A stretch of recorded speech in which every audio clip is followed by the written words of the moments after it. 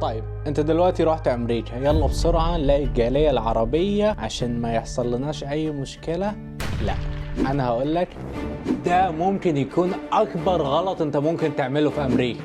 شوف، انا طالب مصري بدرس في امريكا بقالي سنتين. انا عملت كل انواع المشاكل اللي ممكن تتعمل، وصاحبت كل الناس اللي ممكن تتصاحب. صاحبت الامريكي والاسترالي والياباني والفرنسي والالماني والاسباني، صاحبتهم كلهم.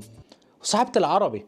اقول لك ان اسوأ حد فيهم ان انت ممكن تعرفه هو العربي، وانا اقول لك ليه دلوقتي. شوف، في البدايه انا هقسم العرب لنوعين: نوع اتولد وعاش في امريكا، ونوع لسه واصل امريكا، نفس حالاتي مثلا. انا اتولدت وعشت في الكويت ومصر ودلوقتي جيت امريكا. شوف، مشكلة العرب المولودين في أمريكا إلا من رحم ربي إن هم بيبقوا خليط سيء بين العرب والأمريكان. فيهم كل حاجة وحشة من الأمريكان، نفس الحساسية إن هم حساسين، نفس ضعف الشخصية. وبيبقى فيهم كل حاجة وحشة من العرب، نفس الدماغ الناشفة، نفس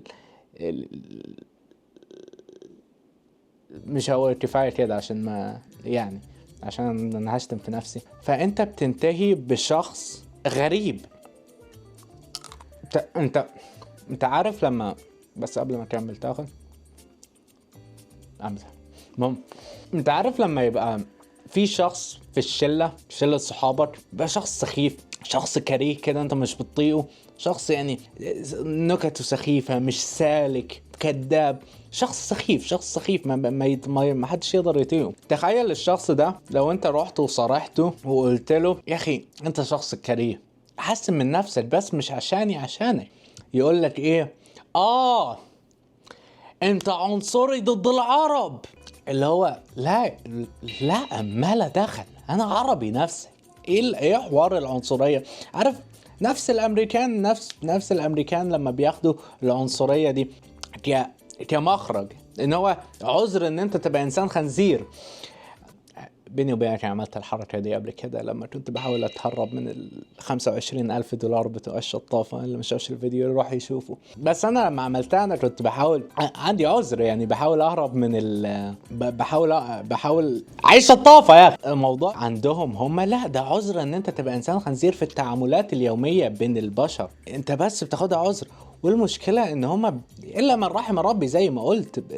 ده انا هتكلم على الحاجات اللي قابلتني. انا زي ما قلت، انا في القناة دي انا بتكلم على الحاجات كمصري راح امريكا بدون فلتر. انا حقيقي على قد ما اقدر، حتى لو هطلع بصورة وحشة بس انا حقيقي. اللي انا شفته ان بيبقوا ناس سيئة. يعني انا اقول لك مثال: لما تبقى في دولة انت كبرت فيها واكلت من خيرها وتعلمت في مدارسها، انت لازم يبقى عندك شوية انتماء ليها. يعني انا اقول لك، انا زي ما قلت انا مولود في الكويت وعشت في الكويت وكنت بروح مصر اجازات. شوف، انا دلوقتي ما بتربطنيش اي حاجة بالكويت، انا ما فيش نقطة في دمي كويتية. انا ابويا مصري وامي اسمي للعيلة 30 مصري. يعني انا اسمي مصطفى مهدي مبارك، فانا مصري كليا. بس ده غلط. لا، انا مش مصري كليا. انا سواء لو بالاقامه، ما عنديش اقامه في الكويت دلوقتي، ما عنديش جنسيه كويتيه، بس انا اقول لك انا عندي حب للكويت مش طبيعي، لانها شئت ام ابيت دي دوله انا كبرت فيها، اهلها عملوني كويس، كنت كل يوم الصبح بقول النشيد الوطني بتاعها. ماليش دعوه بقى لو انا مش كويتي او كويتي، انا لازم هيبقى عندي انتماء. كنت بحتفل في الاعياد الوطنيه بتاعتها.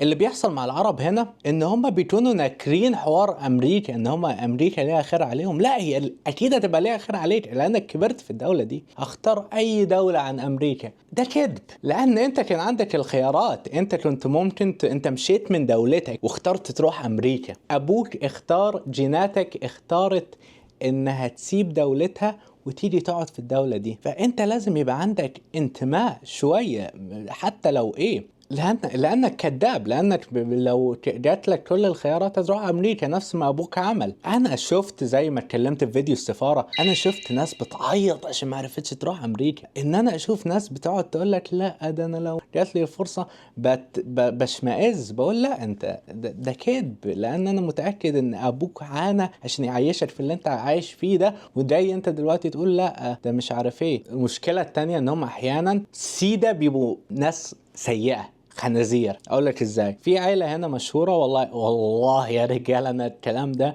بيوديني في داهيه في المستقبل وانا عارف، بس بحبكم يعني. في عيله هنا مشهوره مش هقول اسمها طبعا، تجار مخدرات، عيله عربيه بس مش هقول لك من اي جنسيه عشان ما نعملش فتنه. بتبيع مخدرات. انت تعرف انت ممكن تبقى احقر شخص في الحياه يعني. معظم المولودين هنا ممكن ما يصوموش رمضان، ممكن يشربوا كحول اي حاجه، بس ما ياكلوش لحم خنزير الا لحم الخنزير. اكل لحم خنزير؟ شايفني ملحد انا؟ بس المهم اكمل لكم. تجار مخدرات. انت تعرف انت لازم تبقى انسان حقير قد ايه عشان تبقى تاجر مخدرات؟ انت يا عم بتشرب كحول ولا بتاع، مع انها سيدة المعاصي وده ممكن يؤديك ان انت تعمل معاصي تانية، بس في الاول وفي الاخر انت مع نفسك. انا ماليش دعوه، انا مش اطيب شخص في الحياه ان انا هاجي انصحك وبتاع. انا مش فارق معايا انت تتحرق. لو انت مش ضررني بطريقه مباشره، ولو انت مش هاممني بطريقه مباشره، انا مش هنصحك. لما تبدا تبيع مخدرات انت كده احقر واحد، لانك بتروج يعني انت مش بتضر نفسك بس، انت بتضر ناس تانية وبتقتل ناس. ولما جيت هنا كان في العيله دي احقاقا للحق، في عائله عربيه هنا اللي قالت لي خلي بالك من العائله دي. العائلة دي كانت حاولت تتواصل معايا، قالت ده شخص بيعرف يتكلم، ده شخص بيعرف يسولف، ده شخص دخل في مشاكل كتير وطلع منها، فأكيد هيبقى مفيد. والعائلة التانية اللي حذرتني منهم قالت هيودوك ورا الشمس، هيخلوك غني، هيبقى بتاع. بيني وبينكم بقى يا رجالة، شايفين البيت اللي أنا قاعد فيه ده بيت ناس أمريكان، في وشه على طول عرب. العرب دول معاهم كورفت، تعالى عرب، معهم كورفت ومعهم سيارات غالية جدا. طب بيشتغلوا ايه؟ مفيش غير شخص واحد في المكان ده بيشتغل ايه؟ عندهم محلات تواير. محلات تواير فين؟ في منطقة ناس سود بيسموها الهود، اللي هو مناطق الناس اللي انتوا فاهمين يعني. فدي حاجة غير العيلة اللي كنت بتكلم عليها، دول بيبيعوا مخدرات برضو. فبيجوا هنا ويقعدوا يتذمروا على الامريكان وانت عارف انت كده بتبقى شخص ما عندكش هوية، ما عندكش اصل.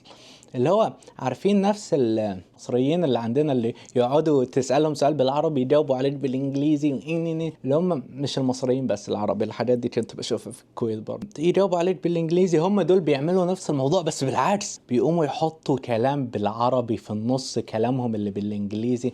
عارفين لما تسمع واحد عربي وتلاقيه بيقول ان شاء الله، طب انت كده ما استفدتش من الكلمة. لو انت بتاخد الكلمة الجملة كجملة واللي قدامك مش فاهمها، انت ما استفدتش منها. بيتكلموا مع امريكان ويقوموا حاطين ان شاء الله في النص. طيب انا مش عارف انت قصدك تبقى، انا مش فاهم قصدك تبقى ايه، بس يعني انت بتتكلم انجليزي فالمفروض تقولها بالانجليزي ازاي؟ if God wills it، ان شاء الله if God wills it. وقتها الشخص هيفهمك، مش هيبقى سامعك بتقول اي كلام، بس هما بيقوموا حاطين جمل عربية في النص وجمل مش عارف ايه في النص عشان بس احنا عرب. لو احنا عرب، والمشكلة اصل المشكلة بقى ايه؟ ان هما ما بيبقوش عرب. تعالى انت مش عربي لو ما طلعش جرى وراك كلب في الحارة طلع ميتينك. انت مش عربي لو ابوك ما مسككش ضربك في نص الشلة، او ما مسككش ضربك في مرة كان هيقتلك. انت مش عربي لو ما نزلتش الفجر تجيب لاختك اندومي في مرة في يوم عشان ما ماسك عليك حاجة ولا حاجة، مش عارفة ان انت بتشرب سجاير. انت مش عربي لو ما كنتش بتتفرج على سبيس تون وانت صغير. ايوه اللي بيتفرج على ام بي سي 3 مش عربي. اخصامي دول اللي بتاع ام بي سي 3 سبيس تون هم الرجاله. ايوه انت ما بتربطكش حاجه فعلا بالعرب. ممكن النسل، وانا فخور بالنسل، بس ده اللي بيخلي شخصيته كلها عن حاجه واحده، ده بيبقى شخص مش حقيقي. وده يجيبنا الناس التانية بقى اللي هم. طبعا انت قاعد ومستمتع بالقصة صح؟ وناسي زر اللايك.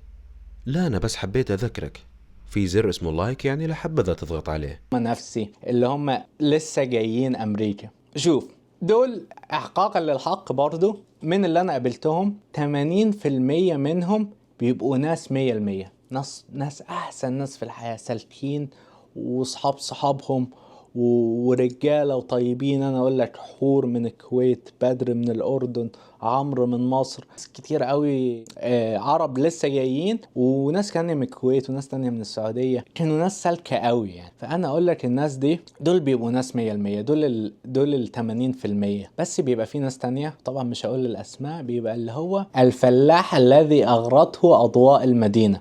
شوف ازاي بقى، بيبقى شخص، هو دي صورة الفيديو، بيبقى شخص انا اكتر واحد متدين، انا اكتر واحد مش عارف ايه، وبعدين يجي هنا يفجر خالص، كحول، بنات، عشان اقول بنات، يعمل كل حاجه خرا، بس مش ما ياكلش لحم خنزير. ازاي ياكل لحم خنزير؟ انتوا مجانين، انتوا فاكرين كفره ولا ايه؟ المهم كمل لك. فالناس دي بتبقى مش حقيقيه، لان تدينك ده كان كذب.